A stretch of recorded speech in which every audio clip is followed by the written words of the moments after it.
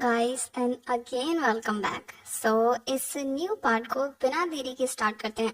सबसे पहले स्टोरी वहीं से स्टार्ट होती है जहां पर लास्ट पार्ट खत्म हुआ था। शिपा भागने की कोशिश करती है पर गलती से गलत बॉक्स में घुस जाती है। कोई मलांग को तो ये सब कुछ पहले ही पता था। इसके बाद हम देखते हैं कि शिपा दरअसल डेंजरस हाथों में पड़ गई थी, पर कोई मलांग एंड टाइम पर जाकर उसे प्रोटेक्ट कर लेता है। पर उसके चक्कर में उसके इंटरनल ऑर्गन जवाब दे जाते हैं और वो बीमार पड़ जाता है और उससे हिट हो जाता है।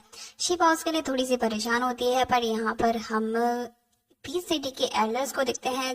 शिपा के उन्हीं दाशा सिटी वाले कमांडर को पनिश करने की कोशिश करते हैं और उन्हें एग्जीक्यूट करने की बात करते हैं बिकॉज उसकी वजह से दरअसल किंग पर मुसीबत आई।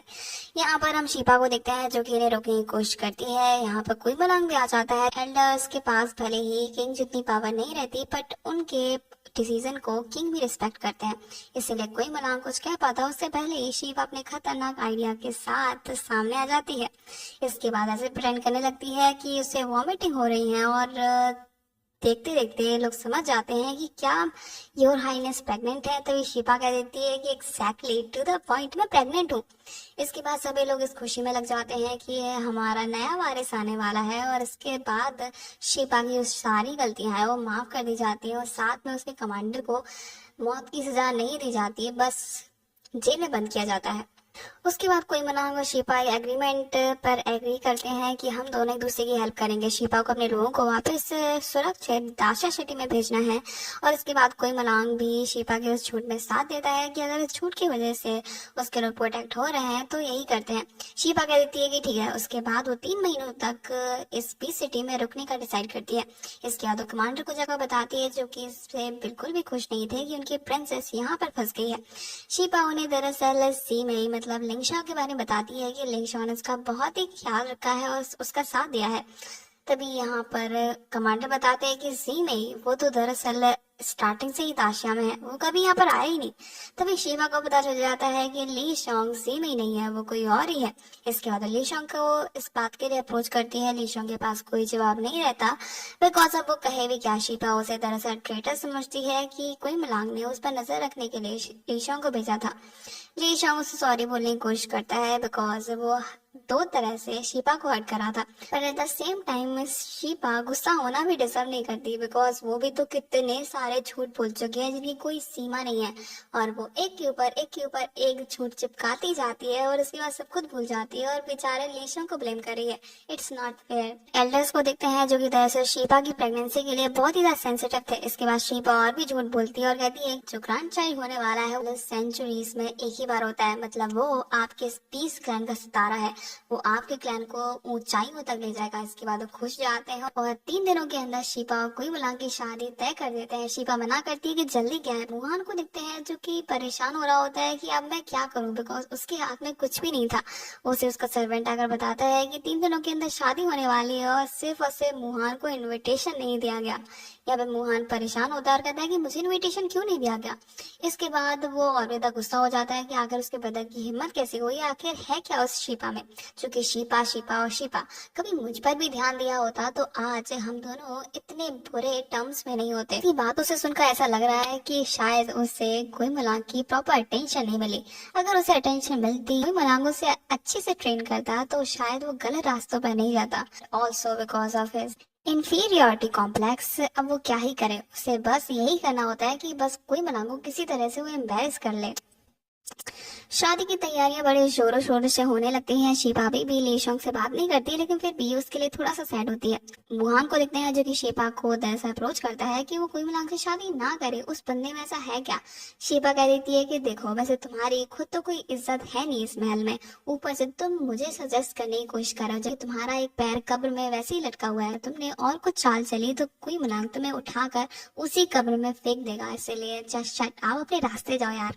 यहीं पर कोई मुहान अपनी इतनी सारी बेइज्जती देखकर पहुंच जाता है कोई मलांग से बदला लेने के लिए लास्ट टाइम। इसके बाद कोई मलांग उससे कहता है कि तुम्हारी हिम्मत कैसे हुई यहाँ पर आने की। कोई मुहान दरअसल उसका नकाब हटा देता है और उसके बाद कोई मलांग गुस्से में आकर उसका गला पकड़ लेता है बिकॉज 20 क्लैन के किंग की शक्ल देखना किसी को भी अलाउ नहीं था।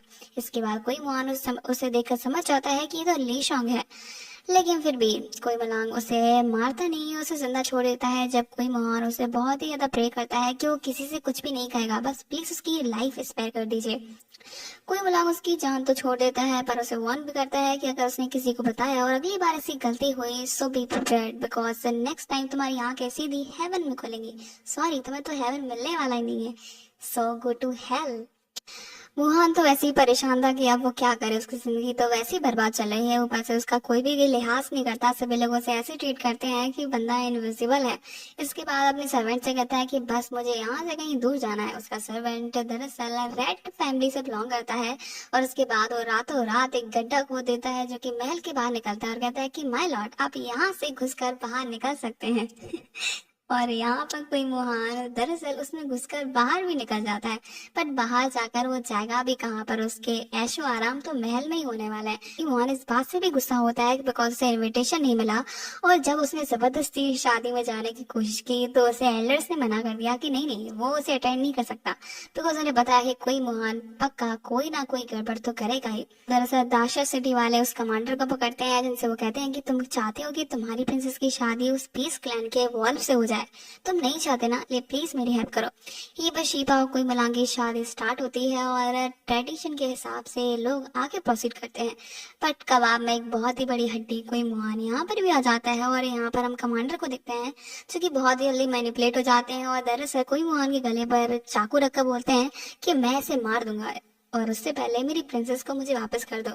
शीपा उसे कह रही होती है कि बस बस रुक जा यार, तुझे मरने का शौक है क्या? देख, अगर मरने का शौक है तो वैसे ही मर जाओ, बिकॉज यहाँ पर कुछ भी नहीं होने वाला। यहाँ पर कोई मुहान चिल्ला रहा होता है कि ब्रदर प्लीज मुझे बचा लीजिए, जैसे कि ब्रदर को घंटा फर्क पड़ता है, मर जा भाई।